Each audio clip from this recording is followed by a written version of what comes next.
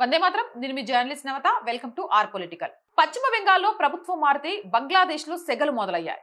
భారతదేశంపై యుద్ధం చేస్తామంటూ బంగ్లాదేశ్ ఇస్లామిస్టులు సీఎం సువేందు అధికారిని హిందువులను టార్గెట్ చేస్తూ బెదిరిస్తున్నారు.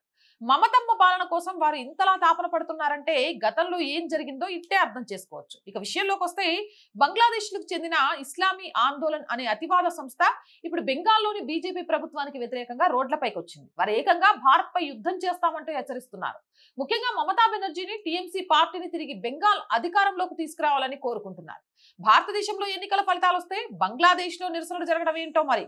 బెంగాల్లో బీజేపీ ప్రభుత్వం ఏర్పడినప్పటి నుంచి బంగ్లాదేశ్ అతివాదులు ప్రధాని మోదీ మరియు సీఎం సువేందు అధికారిపై విషం చెబుతున్నారు.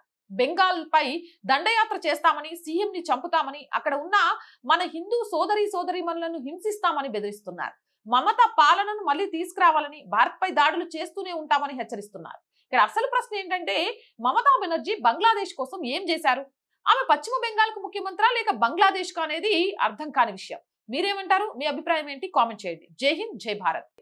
అండ్ రోజు చెప్తుందేనండి, R group of channels, R voice, R political, R Sanskriti, మూడు మన ఛానల్సే.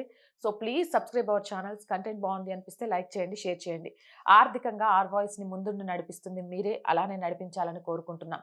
మీరు చేసే ప్రతి చిన్న సహాయం కూడా ఛానల్ ఇంకా ముందుకెళ్ళడానికి ఉపయోగపడుతుంది. చేస్తారని ఆశిస్తున్నాం. చెయ్యాలి అనుకునే వాళ్ళు సబ్స్క్రిప్షన్ పక్కనే జాయిన్ అనే బటన్ ఉంది. 1 to 5 లెవెల్స్ ఉన్నాయి. ఏదో ఒక లెవెల్లో సపోర్ట్ చేయండి. లేదా స్క్రీన్ మీద గూగుల్ పే, ఫోన్ పేతో పాటు అకౌంట్ డీటెయిల్స్ ఇచ్చాము. మీకు తోచిన సహాయం చేయడం ద్వారా ఈ ఛానల్ ని నిలబెట్టడానికి పోరాటం చేస్తున్న మాకు అండగా నిలబడండి. జై హింద్, జై భారత్.